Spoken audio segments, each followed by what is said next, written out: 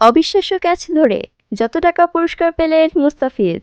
দর্শক, রোববার ওয়ানখেড়ে স্টেডিয়ামে আইপিএলের ২ দলের মধ্যকার ম্যাচে মুস্তাফিজের চেন্নাইয়ের ২০ রানে জিতেছে। আগে ব্যাটিং করে ২০৬ রান করা চেন্নাই পাথিরানার দারুণ বলে ১৮৬ রানে মুম্বাইকে আটকে দেয়। পাথিরানা ২৮ রানে ৪ উইকেট নিয়ে চেন্নাইকে জিতিয়েছেন। ৪ ওভারে ৫৫ রান দেন পিচ পেয়েছেন ১ উইকেট। ইনিংসের দ্বিতীয় ওভারে বল করতে এসে প্রথম বলে রোহিতের হাতে বাউন্ডারি হজম করেন মুস্তাফিজ। ওই ওভারে দেন ৮ রান। পঞ্চম ওভার আবার তাকে আক্রমণে আনা হয়। এবার বাঁহাতি পেসারের প্রথম ২ বলে ৪ ও ছক্কায় উড়ান রোহিত। শেষ বলে কাভার দিয়ে ৪ বের করেন ঈশান কিষানও। অষ্টম ওভারে মাতিসা পাথিরানা এসে খেলায় ফেরান চেন্নাইকে।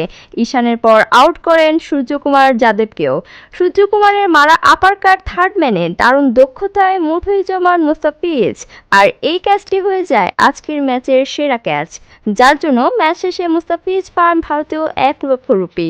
তো দর্শক, আপনি যদি আমাদের চ্যানেলের নতুন দর্শক হয়ে থাকেন তাহলে অবশ্যই চ্যানেলটি সাবস্ক্রাইব করে আমাদের পাশেই থাকুন।